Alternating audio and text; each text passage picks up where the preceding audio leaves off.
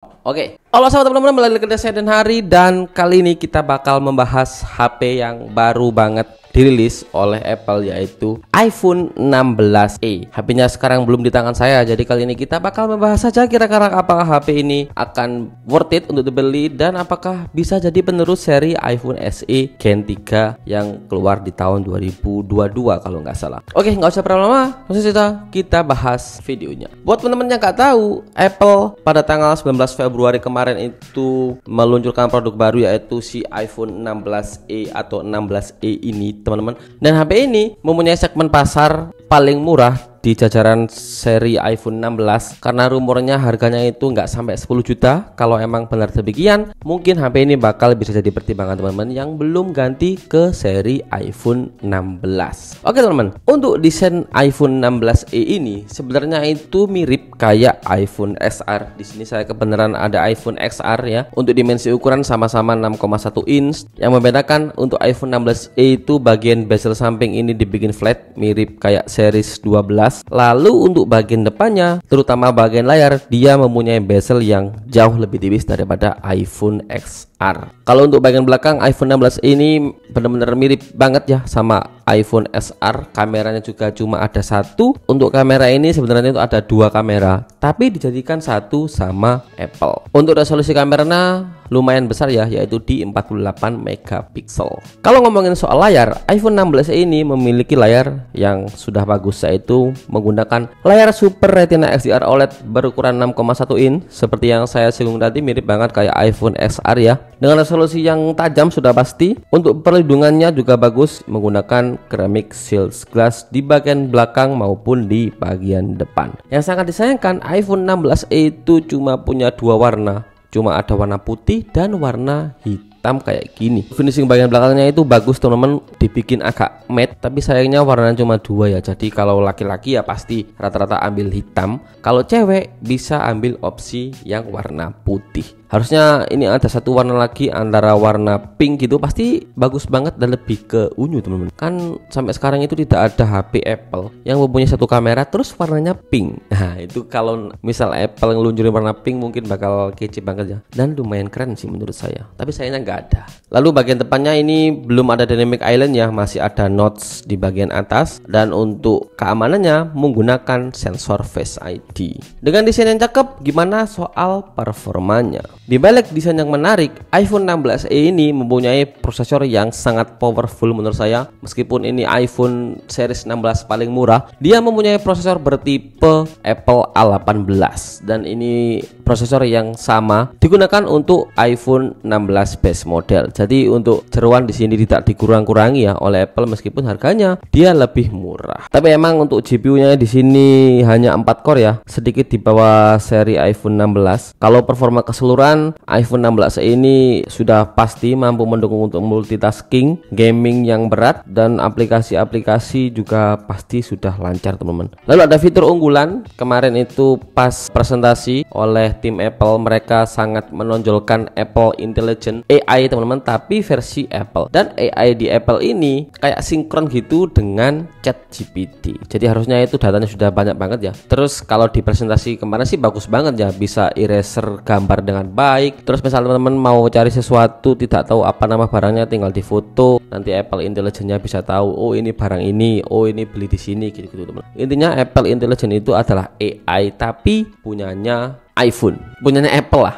Terus di sini juga ada fitur seperti Genmoji, terus writing tool, serta integrasi dengan Siri yang dapat diakses melalui teks serta ChatGPT seperti yang saya bilang tadi. Dan untuk konektivitas, biasanya kan HP-HP iPhone itu mempunyai koneksi 4G, 5G gitu teman-teman ya. Dan untuk iPhone 16 ini dia mempunyai modem sendiri dinamai dengan Apple modem C1. Saya sebenarnya juga tidak tahu ya modem ini seperti apa, tapi yang pasti ini nanti bakal lebih powerful dan lebih bagus dalam menangkap sinyal kartu teman-teman. Apple mengklaim lebih efisien serta mendukung pengelolaan daya yang lebih optimal, sehingga baterai pun akan bertahan lebih lama. Lalu di bagian kamera teman-teman, iPhone 16 ini mempunyai sistem kamera yang berbeda dari iPhone kebanyakan. Biasanya kan iPhone itu kalau mempunyai dua kamera ya lensanya dua. Sedangkan iPhone 16 ini dia mempunyai cuma satu kamera. Tapi di dalam situ ada dua sensor. Jadi prinsipnya itu 2 in 1. Dan kamera ini mempunyai resolusi yang lumayan gede yaitu 48 megapiksel. Lensa utamanya dia menggunakan lensa wide biasa, sedangkan lensa keduanya menggunakan lensa telephoto. Yang sangat disayangkan di sini tidak ada lensa ultra wide, jadi teman-teman tidak bisa memotret dengan objek yang lebih lebar. Tapi plusnya karena dia mempunyai lensa telephoto, untuk hasil foto potretnya itu bagus banget.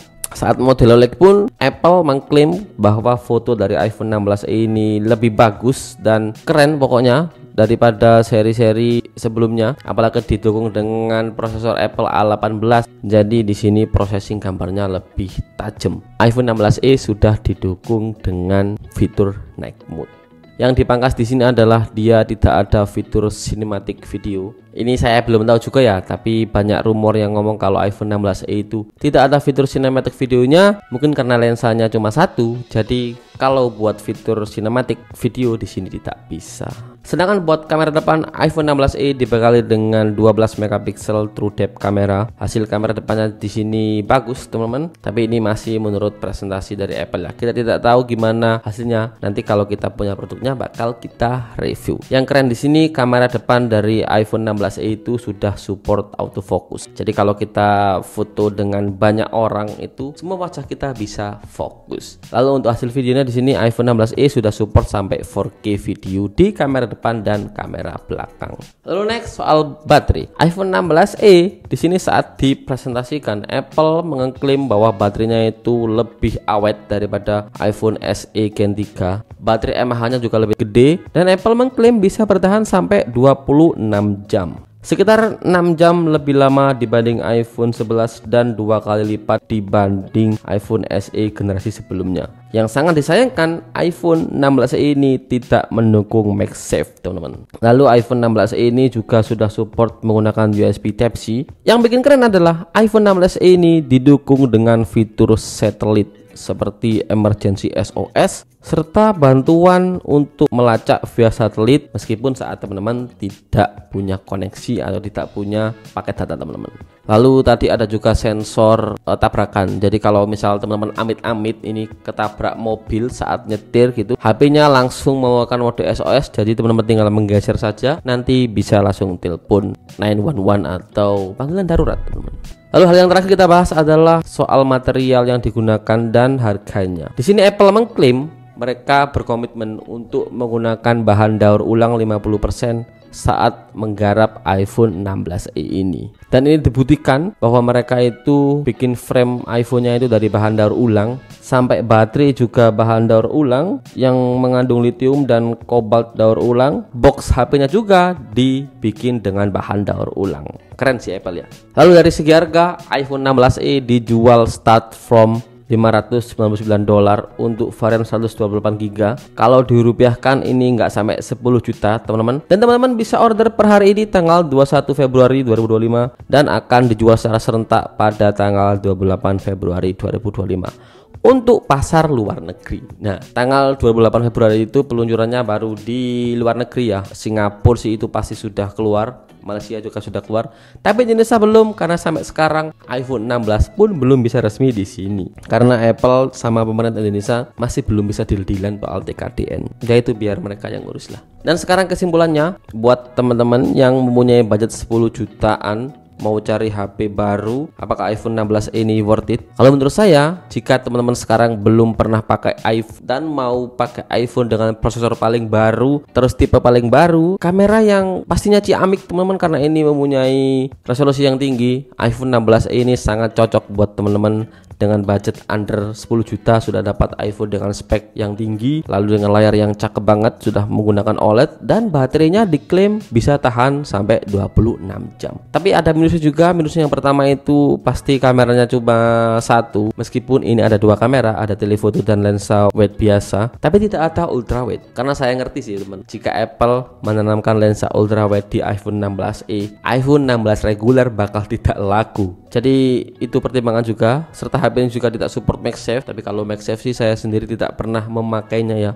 Yang penting tadi kameranya tidak ada lensa ultra wide-nya. Oh ya, kelupaan teman-teman, iPhone 16 ini juga mendukung rating IP68 dan itu bisa tahan debu dan air. Terus tadi itu dipresentasikan tahan banting juga. Tapi saya sih nggak tahu ya nanti bakal gimana. Yang pasti masa HP dibanting-banting teman-teman. Mungkin sekian untuk video kali ini, pembahasan tentang Apple iPhone 16e, HP yang ditunggu-tunggu banyak orang, terutama yang pengen budget minim dengan spek yang paling baru. Ini mengingatkan saya kayak iPhone SE itu teman-teman, yang lama itu benar mirip banget, kotak terus bagian belakangnya cuma ada satu kamera. Oke, saya Danari, saya pamit. Jangan lupa di like, jangan lupa di share, jangan lupa di subscribe juga guys.